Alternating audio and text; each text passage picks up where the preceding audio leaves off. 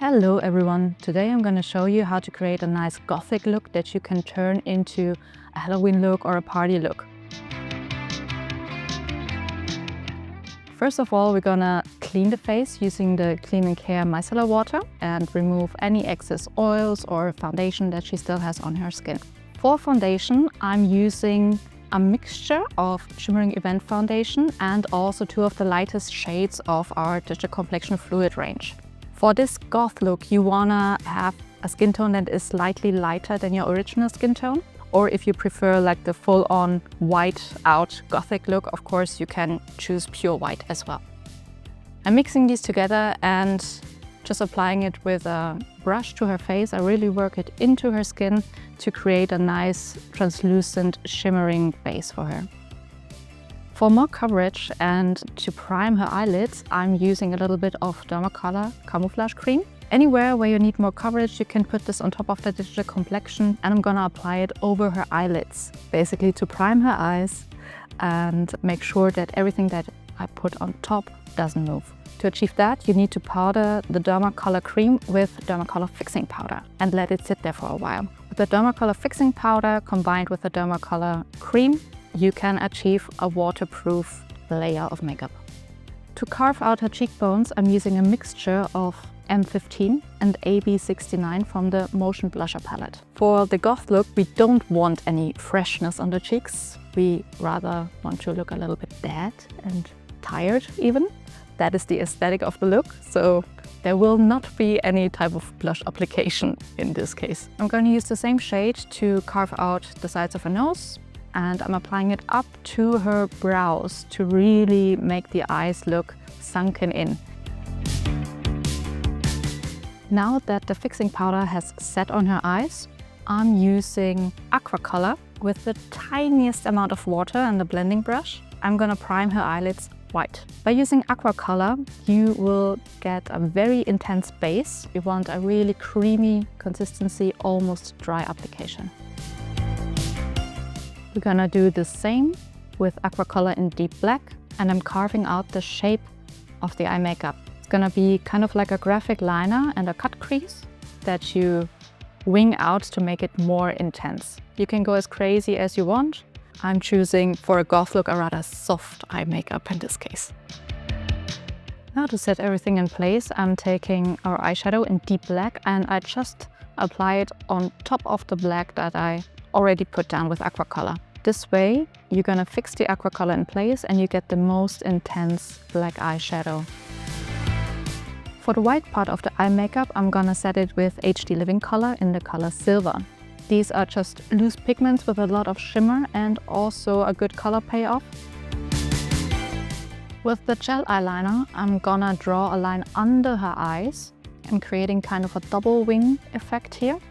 And right away you want to blend it out a little bit because the gel eyeliner will dry down and be water and smudge proof, so you don't have a lot of time to manipulate it. Again, I'm gonna set it with eyeshadow in deep black. Because she has straight eyebrows, I'm gonna copy that shape under her eye as well. And again, using our M15 and AB69 from the blusher palette Motion, I'm gonna blend out the edges a little bit to soften the look slightly. So I'm focusing on the inner corners of her eyes and I'm shading right up to her eyebrow. Remember, we want the eyes to look a little bit sunken in. And these shades also help blend black eyeshadow very well. We don't want to create like a smoky eye. We still want to keep the definition. Shading here helps to soften everything and to put everything together because the color already is on her cheek and the side of her nose. So we have one color that you find in every single part of the makeup. For eyeliner, I'm using HD Cream Liner in the color Ebony and draw a dramatic eyeliner with it. I'm gonna put a little triangle in the inner corner of her eye. And I'm gonna repeat this for the line that I put under her lash line. With goth liner, you can basically go crazy and have various designs and really go all in. So don't be afraid to be creative. For the eyebrows, I first draw on my line using eyeshadow. This is to give me an idea of symmetry. And then I go in with a fine lining brush and HD Cream Liner. For goth makeup, usually the makeup you see, it is very high contrast.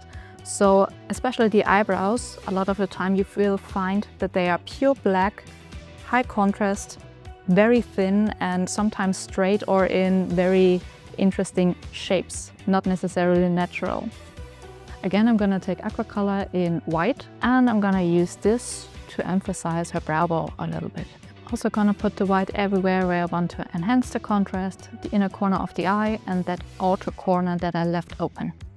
For the lashes, I'm gonna use Supreme Volume Mascara and I'm just giving her natural lashes a really good coat. Wherever you need more coverage or made a mistake, again, applying a little bit of the Digital Complexion Fluid Foundation everywhere where I want more coverage or where I had some pigments falling down. To set everything, I'm gonna use the Digital Complexion Finish Powder.